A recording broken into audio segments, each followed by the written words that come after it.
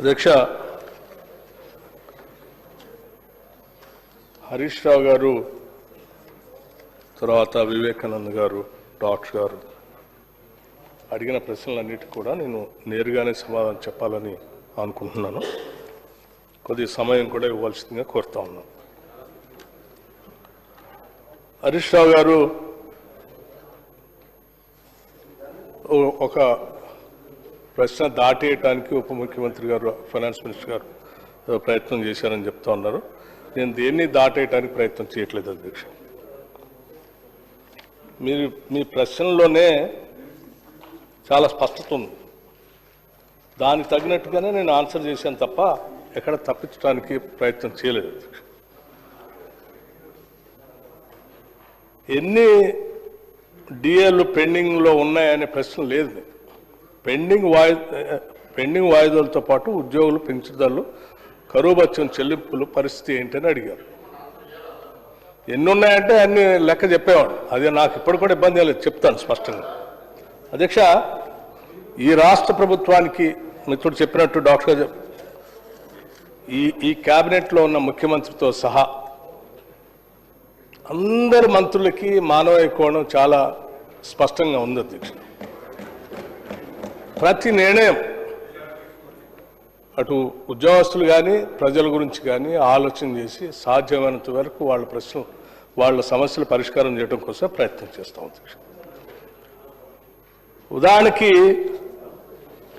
ఈ భారము, ఉద్యోగస్తుల భారము, ఈరోజు పెండింగ్ ఉన్నటువంటి బకాయిలు ఈ ప్రభుత్వానికి వారసత్వంగా వచ్చింది అధ్యక్ష. మీరు సక్రమంగా ఆనాడు చేసి ఉంటే అసలు ఈ సమస్యలే ఉత్పన్నమయ్యేది కాదు.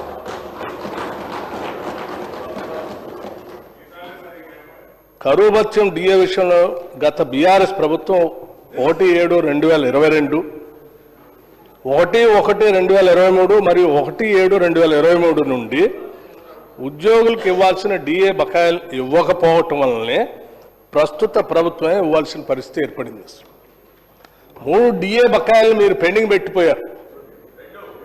3. ఆ 3టిని మేము వచ్చిన తర్వాత వాటిని క్లియర్ చేశాం.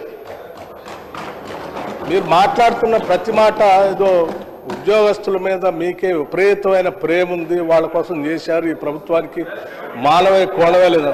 100% ఈ ప్రభుత్వానికే మానవీయ కోణం ఉంది అధ్యక్ష. వీళ్ళు మాట్లాడే అన్నీ కూడా సక్రమంగా లేవు.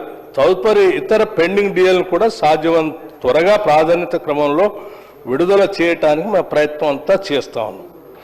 ఈ ప్రభుత్వం ఏర్పడిన తర్వాత పెండింగ్లో ఉన్న కరువు భత్యాన్ని 22.75% నుండి 26.39%, 26.39% నుండి 30.03% 13/6/2025 మరియు 30.03% నుండి 33.67% పెంచుతూ 12/1/2026 నాడు ప్రభుత్వ ఉత్తర్వులు జారీ చేయటమైంది.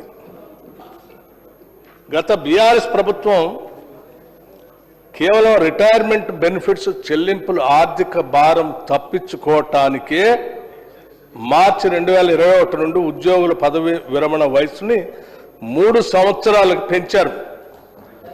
4వ తరగతి ఉద్యోగులు 60 నుండి 67 సంవత్సరాలు మరియు ఇతర ఉద్యోగులకి 58 నుండి 61 సంవత్సరాలకు పెంచడం వల్ల మార్చి 2021 నుండి మార్చి 2024 మధ్యలో పదవీ విరమణ చేయవలసిన దాదాపు 17,000 మంది ఉద్యోగులు మార్చి 2024 తర్వాత పదవీ విరమణ చేయటం వల్ల వారికి చెల్లించాల్సిన పదవీ విరమణ ప్రయోజనాలు గత బీఆర్ఎస్ ప్రభుత్వం చెల్లించకుండా ఈ ప్రభుత్వంపై భారం వేసిన మాట వాస్తవం అధ్యక్ష. కేవలం వాటిని చెల్లించలేకనే మీరు దీన్ని పెంచారు.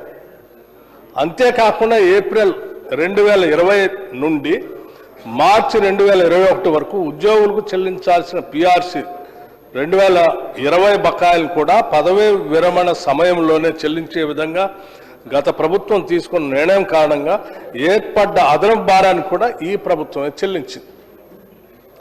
దానికి తోడు పదవీ విరమణ వయసును పెంచడం వల్ల ప్రస్తుత రిటైర్డ్ అవుతున్న ఉద్యోగుల సర్వీస్ పెరగటం వల్ల వారికి చెల్లిస్తున్న గ్రాట్యుటీ, సరెండర్ లీవ్, జీపీఎఫ్ వంటి ఆర్థిక ప్రయోజనాల్లో కూడా పెరుగుదల ఏర్పడి ఆ అదనపు భారం కూడా ప్రభుత్వమే మోయవలసి వచ్చింది. ఈ ప్రభుత్వమే మోయవలసి వచ్చింది. మొత్తంగా వారు గత ప్రభుత్వం చెల్లించాల్సిన రిటైర్మెంట్ ప్రయోజనాలు 3 సంవత్సరాలు వాయిదా వేసి మాపైకి, ఈ ప్రభుత్వం పైకి బదలాయించారు. అయినా ఈ చర్యతో అధిక ఆర్థిక ప్రయోజనాలు కూడా ఈ ప్రభుత్వం చెల్లించాల్సి వస్తుంది. దీంతో ఈ ప్రభుత్వంపై అదనపు భారం పడింది. అయినప్పటికీ కూడా మేము ఆ భారాన్ని కూడా మోస్తూ న్యాయం చేస్తూనే ఉన్నాం. గత బీఆర్ఎస్ ప్రభుత్వం డిసెంబర్ 2023 నాటికి 40,154 కోట్ల రూపాయలు వివిధ రకాల బిల్లులు పెండింగ్ పెట్టిన విషయం ఈ సభ ముందు శ్వేతపత్రం ద్వారా తెలిపిన విషయాన్ని కూడా నేను మరొకసారి గుర్తు చేస్తా ఉన్నాను అధ్యక్షుడు. అందులో ఉద్యోగస్తులకు సంబంధించి బకాయిలు 4,575 కోట్లకు పైగా ఉన్న విషయం కూడా తెలిసింది.